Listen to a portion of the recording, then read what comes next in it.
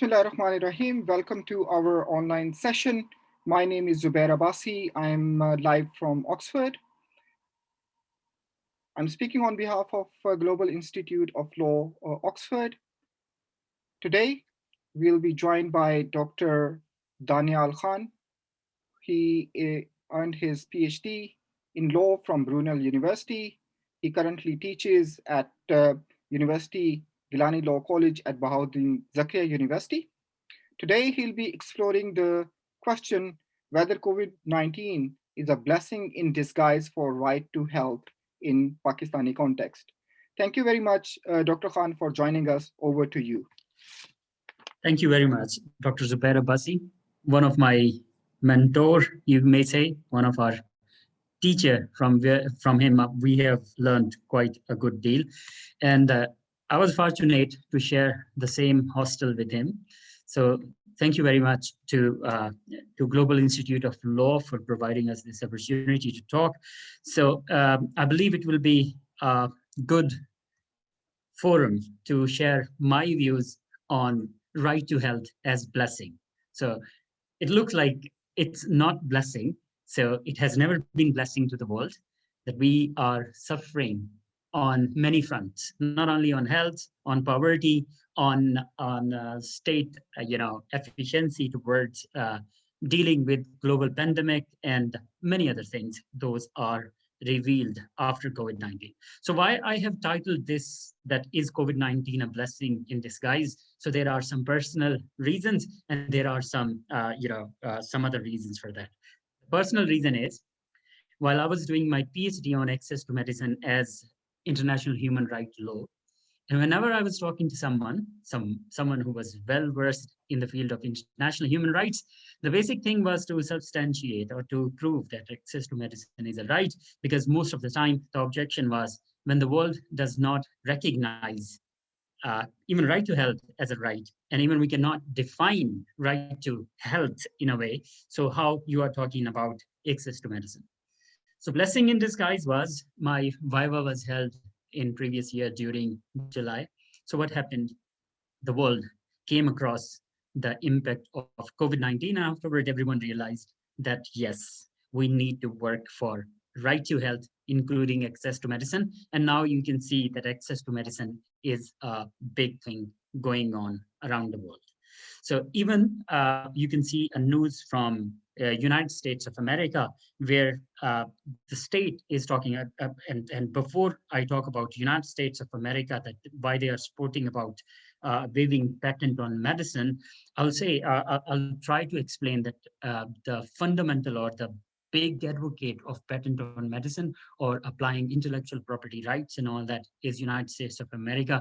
So it is for the first time after 1994 that the United States has agreed to waive off or to share patent on coronavirus vaccine. So we will be talking that right, COVID-19 has been a blessing for me to substantiate my thesis, and it is also a blessing for the world to recognize right to health. Not only for the world, for a developing country like Pakistan, it has been a blessing. So would you please hold on? Let me change my internet connection. So, yeah, sorry for that, the electricity breakdown, and I would have to change.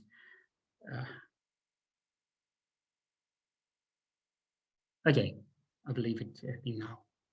So for a country like Pakistan, we were talking, it has been a blessing that state has started working towards, even we have not recognized it as constitutional or fundamental right, but state has started working towards protecting health of citizens, and we can see that vaccination and different other things are going on. Even in today's newspaper, you can find that almost 20 billion rupees have been allocated for vaccine and all that. So we will broadly be talking, we will be talking about right to health. We will go in deep into what does it mean, how it started, and we will go into international law, and afterward we will come to Pakistani context and all that. So before we go into health, so I want to show you one of the picture here. So in that picture, I believe it is clear. Is it clear, Dr. Abbasi? Can you see a picture on my computer screen? Yes, it's very much clear. Yeah. Yeah. So it says that Article 25, right to health, and it is talking about बुनियादी health, सेहत का हक हर फर्द को है. So it is talking about that it is one of the right. I think it can be moral demand in Pakistan as it is not included into constitutional or fundamental rights. Maybe people who have these, who are demanding this right, maybe they are inspired from UDHR, because in UDHR Article 25 talks about right to health and all that. And we will get back to this slide at the end. So let's go into defining health. If we go into WHO definition of health, it says it is a complete state of physical, mental, and social well-being, and not merely the absence of disease and infirmity. So if we take this definition, there is a lot more criticism going on this definition of health, because this definition of health cannot be literally, it cannot be achieved by the states. And also there is criticism on this definition that, that a state cannot take all its population to an ideal state of protecting health, or people that do not have any disease. For example, recently I was talking to one of my colleagues, and he complained about blood pressure and all that. So I think, even I believe that states, not any state, even the United States of America, who is spending $70,000 on one person to protect health, they cannot fulfill that much standard of health for their citizens. But right to health, like what is right to health and how to how to protect it, we will be first going into international law, what international law says about it. So if we see that unified or a uniform definition of right to health, it started from UDHR, Universal Declaration on Human Rights, that I think most of us know about it. And Article 25 talks about different standards of protecting health, and it includes various standards. So as we know that UDR is not, it's not binding instrument. It is not something which states they are binding to. It is binding on them to follow. So we have other two covenants which are binding, and states they must follow them. One is International Covenant on Economic, Social, Cultural. Economic, social, and cultural rights, and another is ICCPR, International Covenant on civil and political rights. So people like me and other researchers, they have tried to dig right to health from these documents. So ICESCR, it is Article 12, and it explains different standards that states they need to follow in order to protect right to health of their citizens. Then we have, there is a debate which is going on, and on that debate we will focus with reference to Pakistan, that right to health is closely connected to right to life. And it is imperative that right to health in certain instances, it connects to right to health. For example, there are general comments number 10, and it comes from Committee on Economic, Social, Cultural Rights. It talks about, like, when a right, even economic, social, and cultural right, when it is endangered, and I think majority of population, when it is they are endangered or deprived, they are deprived of some certain rights, then it becomes minimum obligation of state, that state they need to work on it and they need to protect it. For example, if we talk about COVID-19 at this point, if we uh, just try to apply these general comments or these interpretation of right to health or economic, cultural, and social rights. So in this context, it is minimum obligation of all member states to ICESCR that they need to protect right to health of their citizens in their, in their territory and all that. So now we need to understand there is another issue that I would like to discuss over here. As I already discussed, that UDHR is not a binding document. So states, it's not binding in a way that it's not a treaty, it is a declaration. So ICESCR and ICCPR, both of them are treaties, and they are binding. And treaty in itself is binding. Article 2 of Vienna Convention on Law of Treaties says and the treaties are binding agreements, and they are written. And then there is Article 26, which sets the principle of pacta sunt servanda, that treaties are binding on parties and they are performed in good faith. So if we talk about COVID-19 and recent pandemic and challenges that world is facing, and where we can see a majority of population around the world, populations living in different countries, they are facing the challenge of protecting health and other social, economic, cultural, and social rights they are trying to protect. So in that case, it is minimum. I believe it is a minimum obligation on all member states to protect or rights which are agreed upon in ICESCR. So let's talk another thing that is political a little. That is global politics on uh, international human rights law. That human rights which are included in ICCPR are preferred. They are given preferred treatment because one part of the world, because it is international consensus, international human rights law is international consensus. So one part or one group of country, they support more to ICCPRs, for example, right to life, freedom of expression, and all that, while other countries they are pro ICESCR. But in a way that ICCPR in international politics, they win over ICESCR, and they are given some preferred treatment.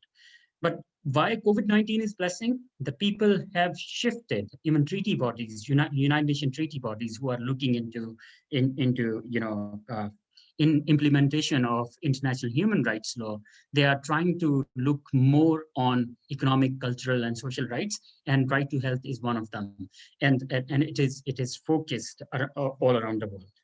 So before this COVID pandemic and all that, it was well in time that uh, Human Rights Committee that looks or regulates or supervises implementation of ICCPR, International Covenant on Civil and Political Rights, they tried to interpret right to health or medical relief or protection from arbitrary loss of power under Article 6 of ICCPR. So there was a general comments 36 I was reading back. One of my teacher uh, at Brunel University, London, he just brought me one copy of general comments because those were released in 2019, and he brought it to my table. So I started reading it, and he told me that this is one of the relevant piece of work. You can just integrate into your PhD thesis. So when I started reading, Article 26 clearly connected protection of health with life. And it talked about when there is a disease which is life threatening, for example, it is cancer and all that, it should be interpreted under right to life. So there is another theory that we will talk, and we will discuss with Pakistani context as well. And it is similar to international human rights law that says that human rights are interconnected. For example, we can understand that if health is not protected, how we can protect or how we can enjoy other rights. Because I have felt like a couple of times, like I had some medical issues and all that. Even you are living, like Dr. Abbasi can feel, like even you are living in Oxford, even you are living in Highlands, in Isle of Skye, or you are living at the bank of Loch Lomond or Windermere, you cannot enjoy your luxury, or you cannot enjoy your life once right to health or is denied, or the person got the disease and he's suffering from a pain. So same philosophy, same thing, interconnectedness of or interdependentness of international human rights has been advocated by different authors, and one of them is my supervisor, Professor Javed Rahman. He has also talked about it. So that was international human rights law on right to health. So I will repeat over here. So right to health, like a uniform definition of right to health, started from UDHR, Article 25. Since it was a declaration, that is not binding. So it was included in International Covenant on Economic, Social, and Cultural Rights. So it was Article 12 that explained right to health and different dynamics or elements of right to health in detail. And that is binding on all member states, and Pakistan is party to that covenant. And some authors, not all of them, because many of them, they argue that it should not fall under right to life, because in this way, we are trying to, contaminate right to health. We are trying to broaden the scope of right to health, and once we right to life, and once we broaden the scope of right to life, it will become ineffective. But people have started talking that in pandemic like COVID-19 and all that, when it threatens life of global population, we must interpret right to right to health along with right to life, and they must be interconnected. Then there is a committee on social, cultural, economic, social, and cultural rights, CESCR. It has long ago, 20 years ago, has explained that once it impacts a large chunk of society, so it is immediate obligation of states to fulfill that.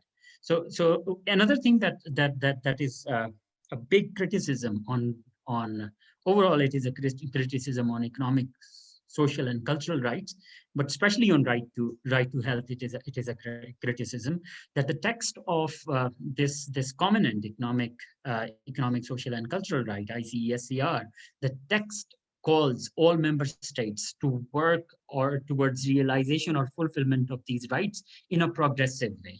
What is progressive way? That they must carry on in evolutionary way. It is not immediate, that need to work towards it. Or some writers, they say that there is a developmental approach towards economic, cultural, and social rights, and right to health as well, that this is a right which states cannot provide to their citizen in one blink of eye. They need to work towards, they need to spend certain time to fulfill it. Number two, people talk that right to health is not defined in a way, that it is not like the definition of right to health is very broad. It talks about including physical and mental health and well-being in a way that people don't have any disease. But and that looks a bit remote and bit impossible, that we cannot include states. They don't have that much capacity that all their population have no disease in it. So people criticize right to health on that point as well. So and also justiciability, that you cannot states can or courts in different states cannot enforce this right as they can enforce right to life and all that.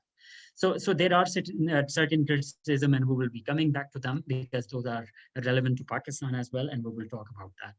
So let's go to next slide. Pakistan flag is there. So if we look into constitution, we don't find right to health as a fundamental or constitutional right. It is not like in 18th Amendment, we have seen that state has included right to education for the first time in fundamental rights. So I was reading once, and I was talking to one of my teachers. So he explained that states, they include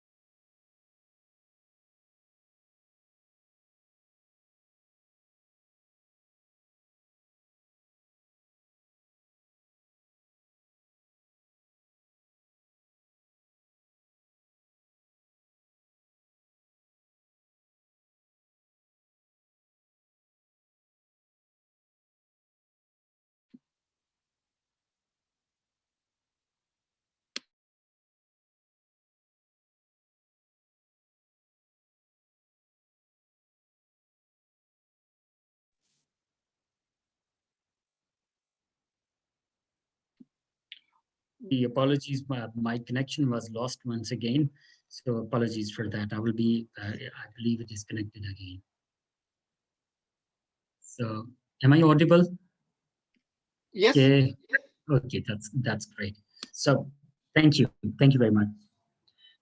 So since it is not included in constitutional rights, it does not mean it is not included anywhere in the constitution. And for that, there are principles of public policy. Those explain, like, uh, what, what is state obligation towards health in Pakistan. So that it's very interesting that the text of article is very, very straightforward, and it makes it calls state to work towards protection of health, and in a way that the text of Article 38, subarticle 4 says that the state shall provide basic necessities of life, such as food, clothing, housing, and medical relief. So that's where we come. It becomes relevant that it is not in a way that we can say that it is obligation of state, that it is enforceable under courts of law and all that. But state, it is principle of public policy that state and its organs, they need to divert their governance towards protection, or provision of basic necessities of life, and those include food. People will not die because of lack of food, clothing, housing, and medical relief. For all such citizens, irrespective of sex, caste, creed, or race, as are permanently or temporarily unable to earn their livelihood on account of infirmity, sickness, or unemployment. So it is to facilitate all population living in Pakistan in a way that they are not denied of food, clothing, housing, and medical relief, because they cannot earn or they cannot buy for it. So that's principle of public policy. And one thing is relevant, that majority of payment for medical and all that, it is paid from. It is not, a large chunk, like more than 50%, comes from private funding that me, you, and all of us will pay for our food. It is not state which is providing us food, but state is working towards, uh, making checking the prices of food, or making it available for people, accessible to people, and affordable to people. And also for housing as well, state is trying to bring housing. Me, you, or anyone, as a citizen of Pakistan, we cannot go to court for food, we cannot go to court for clothing, we cannot go to court for medical relief or housing and all that. But still, it is principle of public policy that sets constitution says that state, it must work towards protecting it.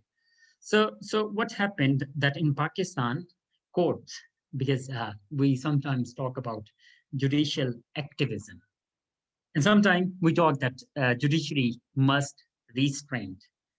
Like judiciary, for example, in Yusuf Raza Gilani case, I was just following that case. So what happened? Some of the academia and lawyers, they were of the opinion that judiciary has done the right, and some of them, they were talking, no, it was not domain of judiciary to intervene into legislative issues and all that. So judicial activism is not bad all the time. For right to health, judicial activism has been blessing in disguise, as COVID-19 has been for all of us. So what happened in 1994? What happened? There was a case law, famous case law, and we will talk about that, how they just take all those actions, and what is the basic framework for just making those rights relevant or enforceable in courts, which are not included in constitution. Because I was reading one of the case law in which court decided that people have right towards drinking water, clean drinking water. Even it is not included in constitutional rights and all that, still they interpret it under public interest litigation and all that, and we will be talking about it. So on this slide, we have tried to discuss that right to health is not fundamental right, rather it is under principle of public policy. So what is the difference? That the rights which are under constitutional rights, those are enforceable in courts of law, and rights which are included in principle of public policy, those are guidelines for the state, for the government or state to deliver or to work towards their fulfillment. So what happened? So is it a right or not? So I would say that protection of health is a developing right, instead of saying that it is a established right in Pakistan. So in Miss Sheila Zia and others versus Babda, it was one of the cases that Babda was trying to build uh, a facility like, electric facility, grid station that we commonly know in Pakistan. So what happened that it was challenged that it can impact, it can affect our health in Pakistan. So I have just taken a picture, taken this picture from Google, that these rays and all that, those can impact human life. So in that, for the first time, what happened that right to health or health hazards of constructing, electric facility or grid station, it was interpreted that yes, state must determine that how much it will create, how much it will impact human health, because it is related to right to life, as we have talked about, recent interpretation of Human Rights Committee, that they have started interpreting threat to life, threat to health under the domain of right to life.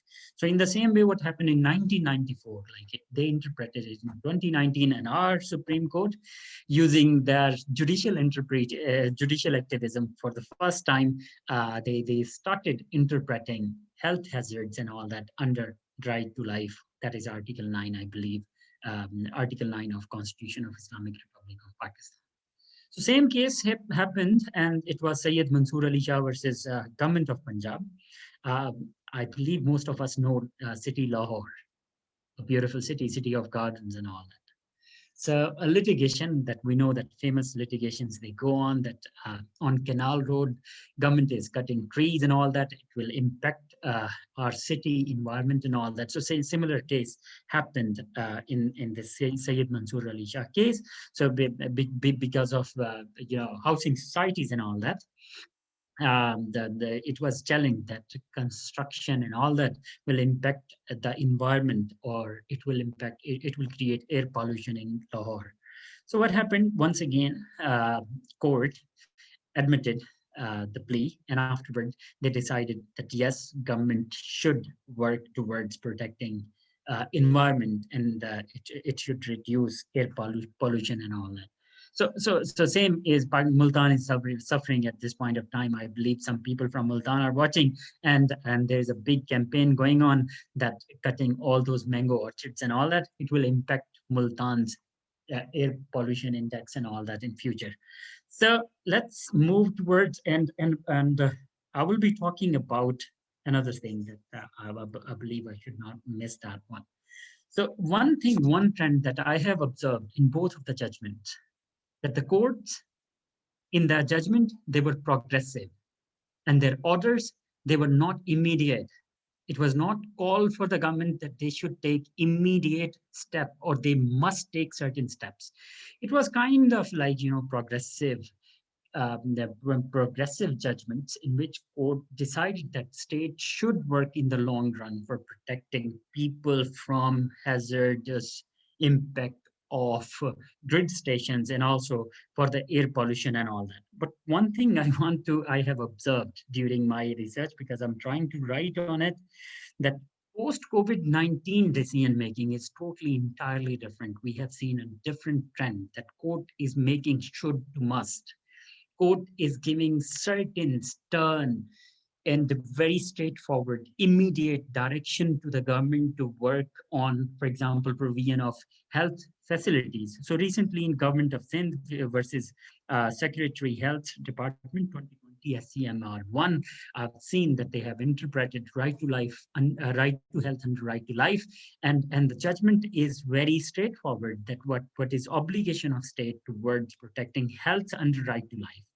And also and also they have reference of Article 14. I think it is the dignity of human life.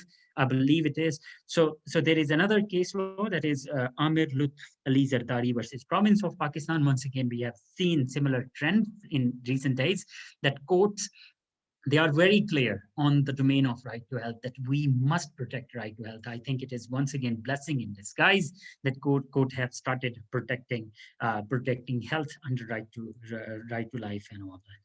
So let's go to the next slide. Here we go.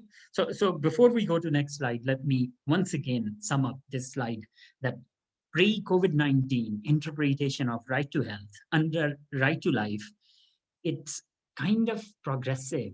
It is not immediate. That it is an order that state should evolve towards right to health and right to life. But now it is a revolution that the language of court is changing, and I'm trying to point out. I'm trying to just see that trend or note that trend in one of my publication recently. So here we go, one of the picture. It was from someone who came from India for pilgrimage and got sick, and afterward I have taken that it is right to health for all, not for Pakistanis, not for everyone who is in Pakistan. So it is right to health for all. So protection of right to health in Pakistan, the role of constitutional judiciary, it is marvelous. I will appreciate that role. That during time when we don't have right to health under constitutional right, they have used their powers, public interest litigation power under 184.3 and their inherent jurisdiction to decide on issues of fundamental rights. Under Article 199, they have been brilliant, and they have just developed certain jurisprudence on protecting right to health in Pakistan. So if we go into, I have tried to make two slides about difference between pre-COVID-19 and post-COVID-19 jurisprudence on or trends on interpreting right to health in Pakistan. Relief in all those judgments, those are pre-2018 or 2019, it's flexible. That state has option to do it in their own way, according to their own capacity, according to what they have. And it is progressive in nature for protecting right to health. If they have certain amount of money, they will be protecting, otherwise it is not. And we know that it is unfortunate that most of the time we are spending 2% of our GDP on health. And I believe this trend will change in post-COVID-19 world. So the judgments do not create immediate obligation. So the court's discretion is there. Once again, the big issue about right to health is since they are not in constitutional rights, so courts, they have discretion to make certain petition in maintainable or not, to admit it or to reject it. So there is certain court discretion on it. So on that, I believe that many people, they lose their right, and a court have discretion to interpret certain situation under right to life, or they have discretion to reject it. The attitude of government towards the right to health, I think it is an open secret. I should not just go deep into it. We have seen that our preparedness about right to health, we were not prepared for COVID-19 and all that. So, and we need to do more, like in common phrase that we use in Pakistan, that do more, that we are asked to do more. I think it is not some country which is asking us to do more. I think it is human rights, it is our fundamental rights which are asking us to do more. What I will say, that there is a Colombian experience that I was studying. What happened in Colombia, that during 2014 there were 22 different writ petition, I will say in common word, they call it tutela actions. What we call writ petition, they call it tutela actions, and there were 22 different writ petitions.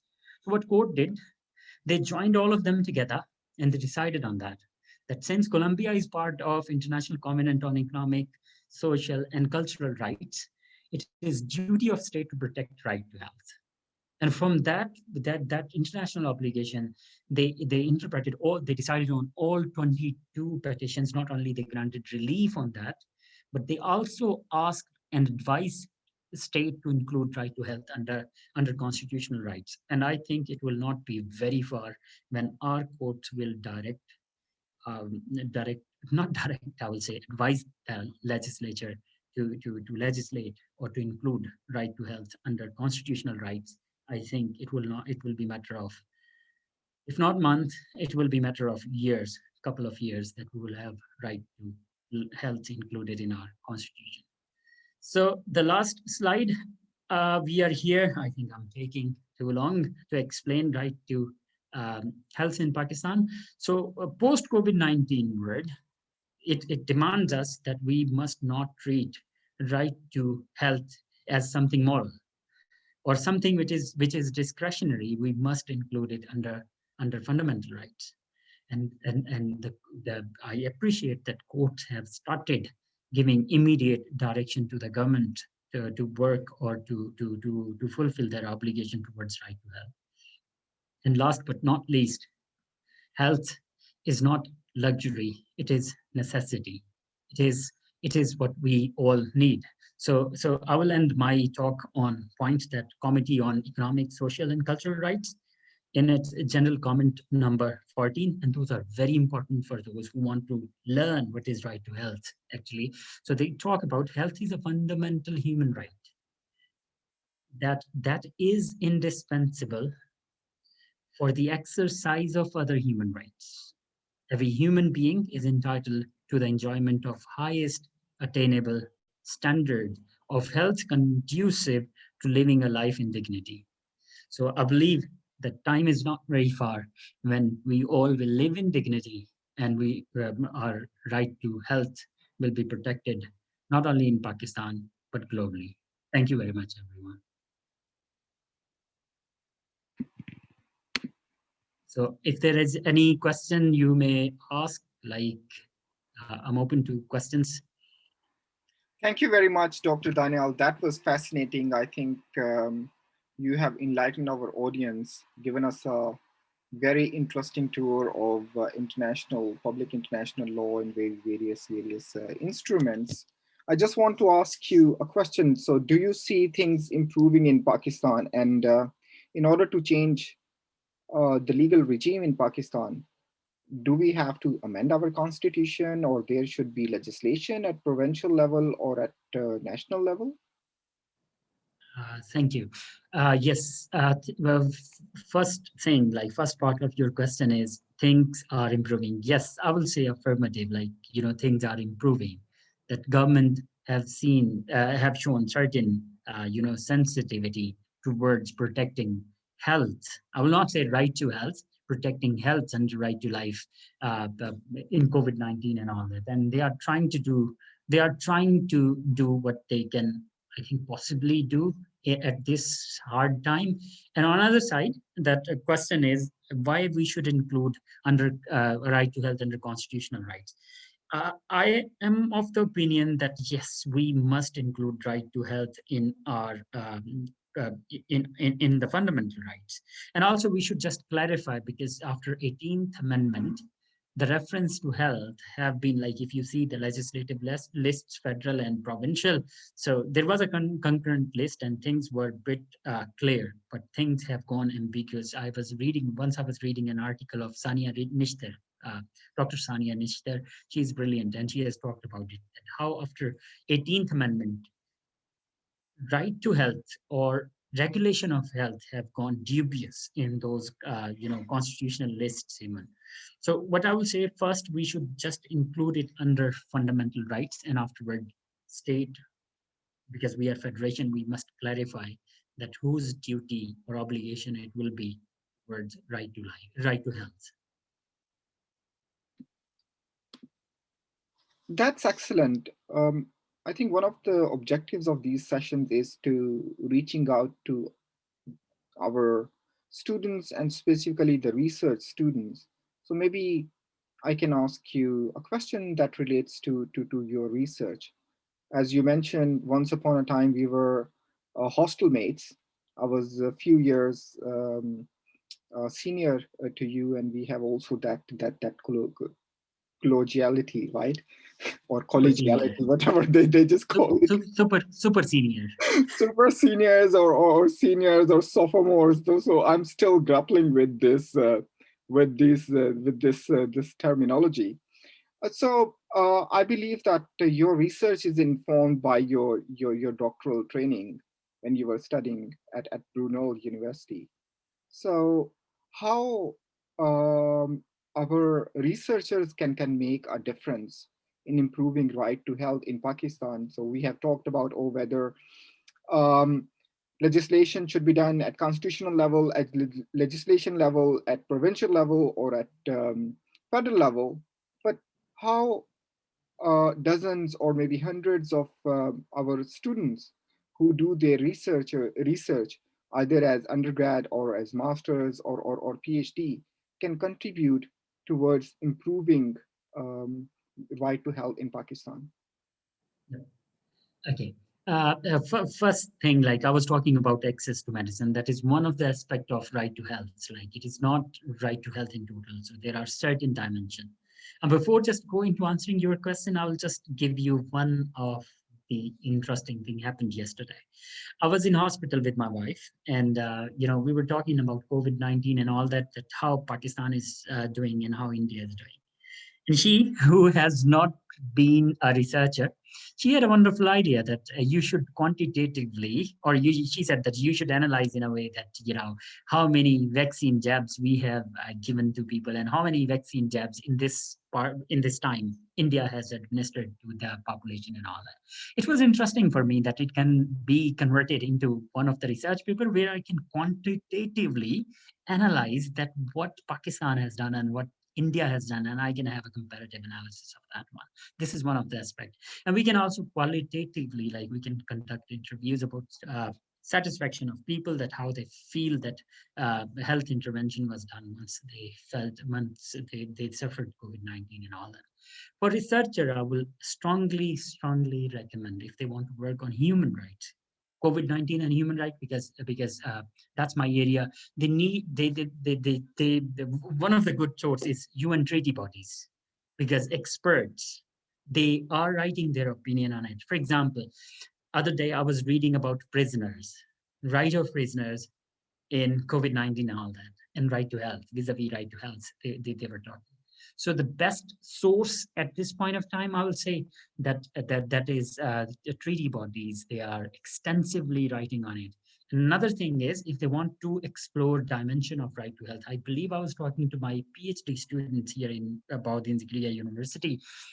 So I explained, if all of you, 14 of you, want to work on right to health, there are number of vacuum on it. And I think you were also talking about Pakistan is a wonderful country for research, because not more research has done. Like there is big vacuum in the field of research. For example, COVID-19 prisoners, COVID-19 and women, COVID-19 and pregnant women, COVID-19 and children, COVID-19 and minorities and right to health. So all those dimensions we can work. So people who are interested in research, they can do a brilliant job on these areas. Daniel, I just feel that when we were living in the same hostel, we just got infected with the same idea. And one of the jumps that we got is about being optimistic, right?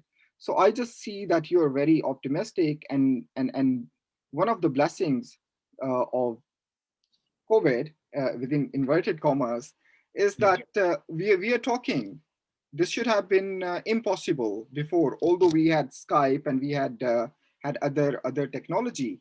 But the way the world has zoomed into Zoom, and it has opened up new opportunities for us. And specifically when we are now, you're sitting in Multan, I'm sitting in Oxford, and we are having this wonderful conversation.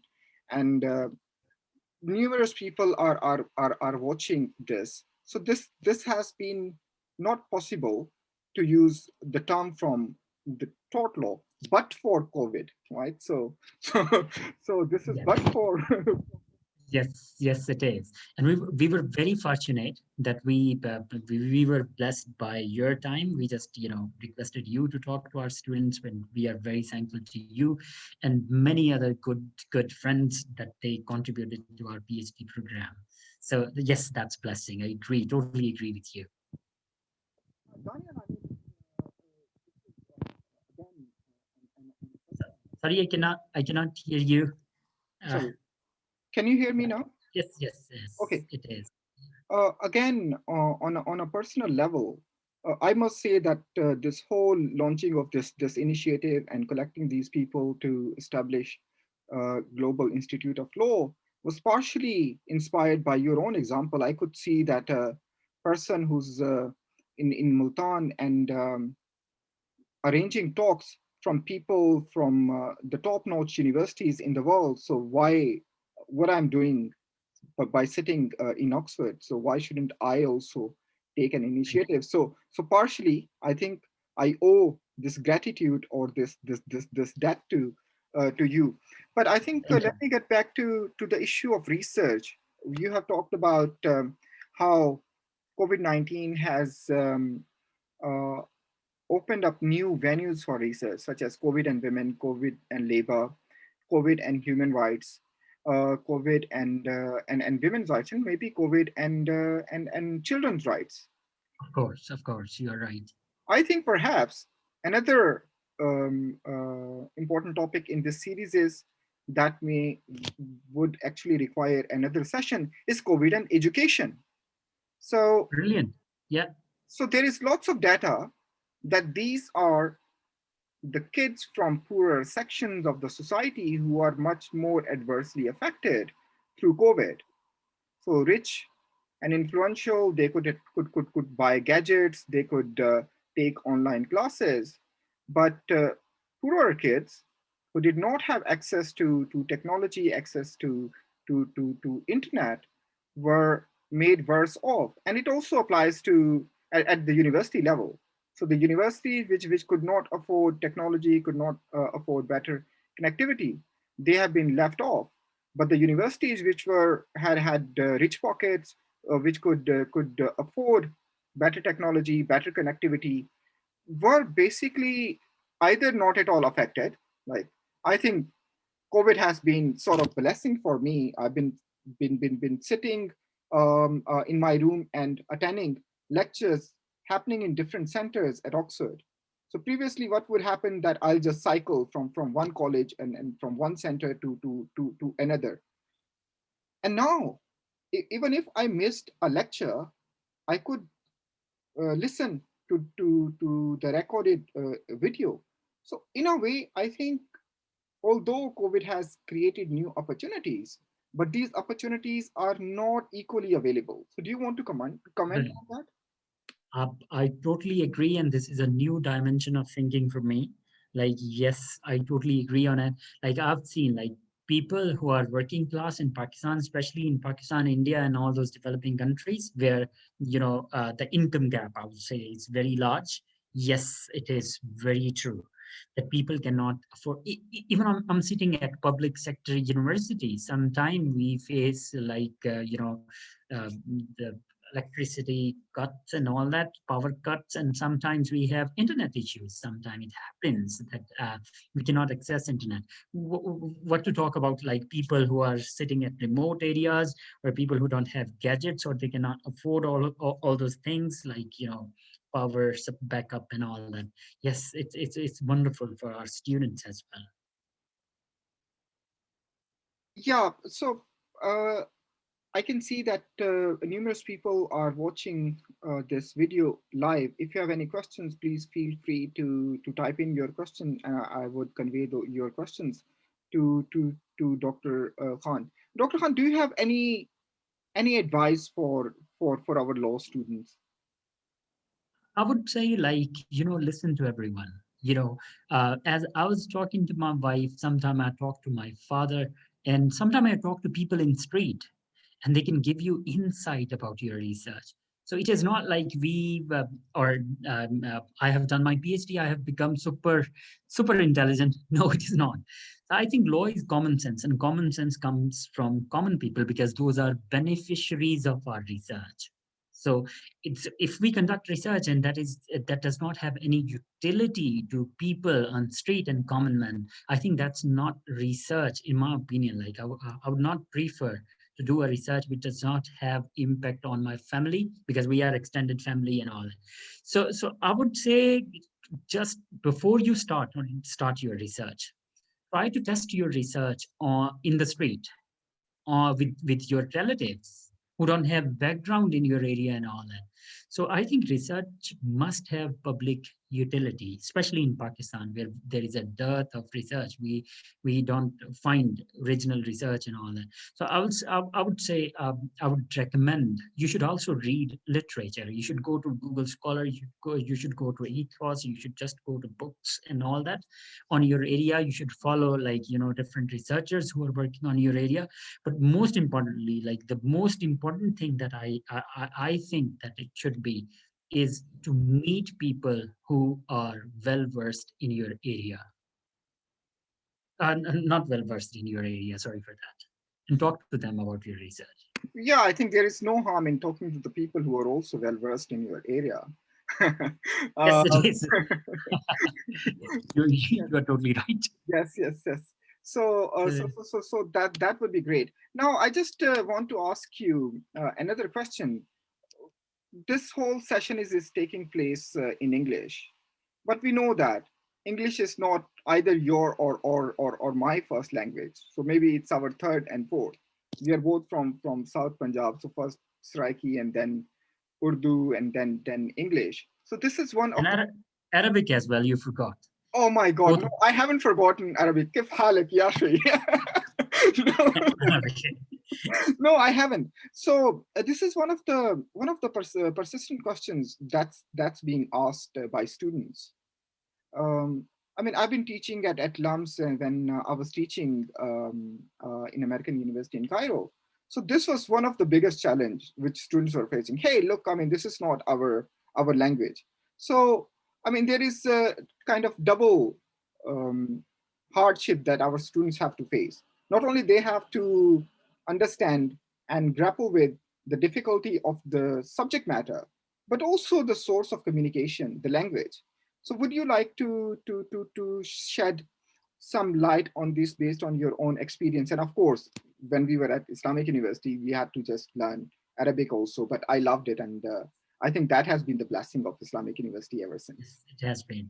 Not only Arabic, I learned Sindhi as well from my Oh, friends, and wow. also Oh, some Somali as well, Somali oh, wow. language. Wow, wow, Okay, wow. so what happened? What happened? Yes, I faced same trouble like with English. Like you know my background. We met like long ago, like in Islamic University. I believe you were one of the genius in among us, and the one who was well versed in English language as well as Arabic language and all that. And I started from scratches and all that. I still remember first time I was teaching at Grinnell. I went to class and all of them, most of them, not all of them, most of them, they were from different background. And I knew that they understand English very well, better than I do. I believe one good thing about English language is it is not perfection that you write with perfection or you speak with perfection. If it is written by non-native, I think they give certain, you know, concession to all of us. But it is not an excuse that we start writing something which does not mean what we are writing. For that I will say extensive reading and extensive, not speaking, extensive feeling in the language you want to learn. It must not be, it may not be English, it may be Arabic and all that. So I think we should not only speak, we should feel in English. So I think in academic language I suffered a lot, like writing in academic language, because I was from a background that the culture and all that we stress on what we know. So it was totally different in academic language. I think it is through practice by reading good piece of work. So I think it's not a big issue. It will take 3 months to 4 months to learn the language. That's great. Now, you have mentioned writing. I think this is one of the biggest challenges. Um, and specifically for our law students, universities normally don't invest in improving students' writing skills. But when it comes to employment, or even for your practical skills, the single most important skill that you must have is writing Yes. and generally communication. So how we can improve it? Like I know at Oxford and Cambridge, what happens is that most of the teaching takes place one to one. So we have tutorials, but that's very expensive. Only rich universities, or I must say super rich universities, can afford it. So how we can, without this one-to-one interaction, that's how teaching actually should happen. It should be more personalized, one-to-one, so where you have tutor and you just get to learn from a person in a way that suits your own needs, rather than having this mass production of students. So we have, you know, one lecturer speaking and maybe 50 or 60 or maybe 100 and 150 students sitting, and you don't have any personal connection. Would Interaction. you like to Yeah. would you like to comment on that? I believe, like, yes, that's a challenge. I agree with you. That's a challenge that we in order to learn a language and all that, we need someone personal, tutor, or the person with whom we can personally interact and all that.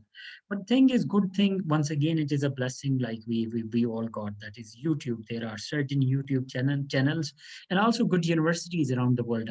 I came across one of the website that is called edx.org, edx, like this kind of website. They have wonderful courses on academic writing from MIT, Yale, and all that. And even on my field, on intellectual property and health law, they have certain courses which we can just go through. Not only English, they have Chinese language course and Mandarin, that they call it, like Mandarin language courses and other language courses. I think students now, they are more blessed than all of us. Like when we used to study at Islamic University and all that, I believe they have one-on-one sessions by YouTube channels and all that. If That's what I believe they can benefit from. This is fantastic. So, Daniel, that has been a wonderful session. But Thank you. like all good things, this session has also end. Um, Thank you. Please accept my gratitude, my thanks for your excellent talk and also these post-talk questions. We need to continue this discussion. In future, we'll be coming up with new sessions, bringing you professors, practitioners from all over the world. Meanwhile, if you have any comments, any suggestions, there any particular area of the law that our viewers would like us to conduct a session on, we welcome your recommendations. With this, I thank Daniel Khan for joining us, Thank you very and much Allah for Hafiz. inviting. Allah Hafiz. Thank you for inviting. Thank you very much.